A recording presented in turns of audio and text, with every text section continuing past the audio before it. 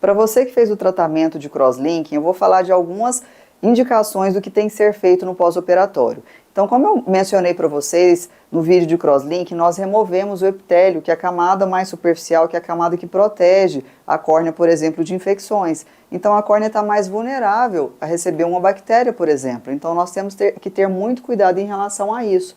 Evitar, por exemplo, de deixar a água do chuveiro cair nos olhos, a água da torneira cair nos olhos, porque a água é contaminada. Então, no pós-operatório, nós devemos pingar basicamente só colírio. Ah, mas meu olho está com resquício, com resíduo de colírio, eu estou me sentindo incomodado. Se for para lavar o olho com alguma coisa, tem que ser soro fisiológico daquele de 10 ml.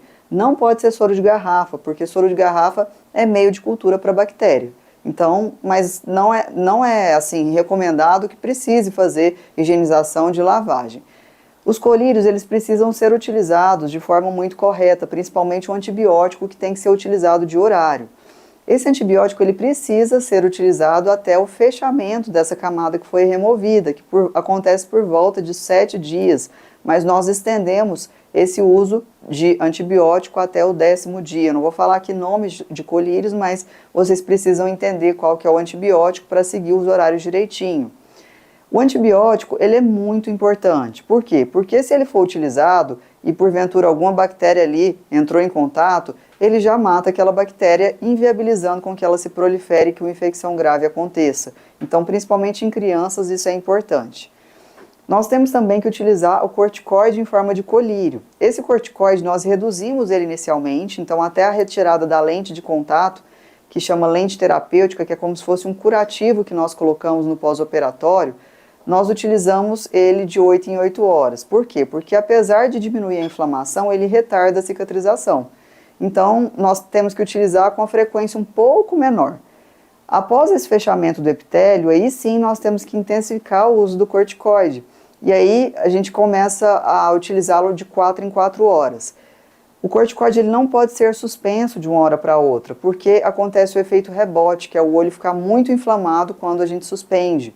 Então nós começamos um esquema de regressão da seguinte forma: o paciente começa de 4 em 4, fica assim por 7 dias, depois passa a usar de 6 em 6, fica por mais 7 dias, depois passa a utilizar de 8 em 8, fica mais 7 dias, depois de 12 em 12, mais 7 dias.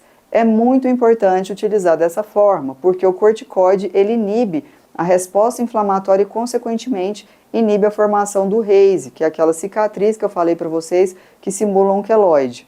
Então, o paciente ele precisa ser também monitorado. Por exemplo, se o paciente está no final desse esquema de regressão e eu observo que ele está evoluindo com RASE, eu posso entrar com outro colírio, que é o Restasis ou o Tacrolimus, que são colírios que imunomodulam, tá? Que substituem um corticoide, mas não têm os efeitos colaterais de um corticoide. Então, o corticoide, quando não usado da forma correta, tem um risco de formar uma catarata mais precoce ou de aumentar a pressão do olho. É por isso que ele tem que ser utilizado da forma que o médico prescreveu.